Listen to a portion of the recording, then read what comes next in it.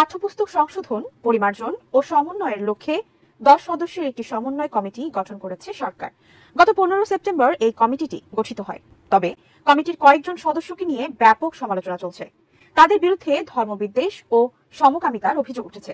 এরই মধ্যে তাদের অপসারণের দাবিতে আলটিমেটামও দেওয়া হয়েছে।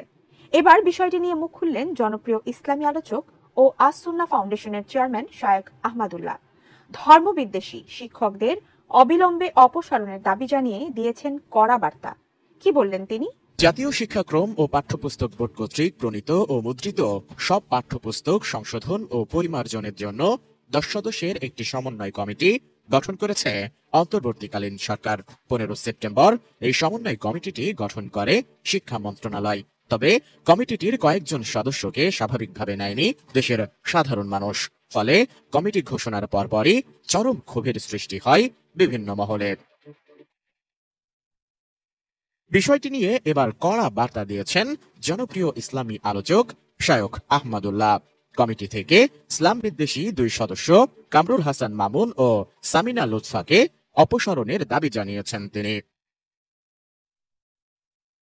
27 সেপ্টেম্বর সকালে নিজের ভেরিফাইড ফেসবুক পেজে একটি পোস্টে আহমদুল্লাহ লিখেন, ধর্মপ্রাণ মানুষের সন্তানরা কি পড়বে তা ঠিক করবে চিহ্নিত ধর্মবিদ্বেষীরা। এটা শহীদদের রক্তের সঙ্গে সুস্পষ্ট বেইমানি। এই পোস্টের কমেন্ট বক্সে আহমদুল্লাহ ওই কমিটির 2 সদস্য ঢাবির পদার্থবিজ্ঞান বিভাগের অধ্যাপক কামরুল হাসান মামুন ও ঢাবির সমাজবিজ্ঞান বিভাগের সহযোগী অধ্যাপক সামিনা লুৎফার একাধিক ফেসবুক পোস্টের স্ক্রিনশট শেয়ার করেন, যেগুলোর মাধ্যমে ধর্মবিদ্বেষ ও সমকামিতার পক্ষেই তাদের সমর্থন আছে বলে ইঙ্গিত পাওয়া যায়। এছাড়া কমেন্ট বক্সে আহমদুল্লাহ আরো লিখেন, অবাক করা ব্যাপার হলো এসব ধর্মবিদ্বেষীরা কেউ কারিকুলাম বা পাঠ্যপুস্তক বিশেষজ্ঞ না, তবুও তাদেরকে চাপিয়ে দেওয়া হচ্ছে আমাদের ওপর। কামরুল হাসান মামুন ও সামিনা লুৎফাকে অনতিবিলম্বে অপসারণ করুন।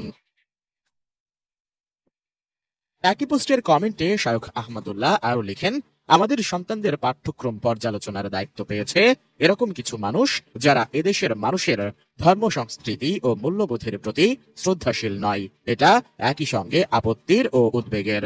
বরং বলা ভালো, এটা আবু সাঈদের মতো ধর্মপ্রাণ শহীদদের রক্তের সঙ্গে সুস্পষ্ট বিশ্বাসঘাতকতা।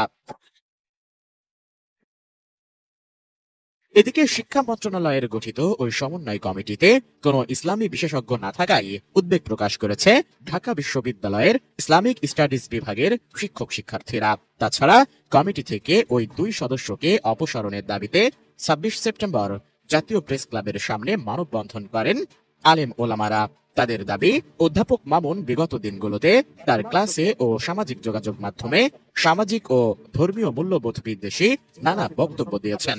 পাশাপাশি সামিনা লুৎফাকে সমকামিতা ও লিঙ্গ স্বাধীনতার নামে বিকৃত মতবাদের সক্রিয় কর্মী বলেও দাবি করেন তারা। তাদের অনেকের কাছে জেন্ডার হয়তো ঠিক পরিষ্কার কোনো একটি বিষয় না। বেশিরভাগ মানুষ জেন্ডার নিয়ে যারা কাজ করে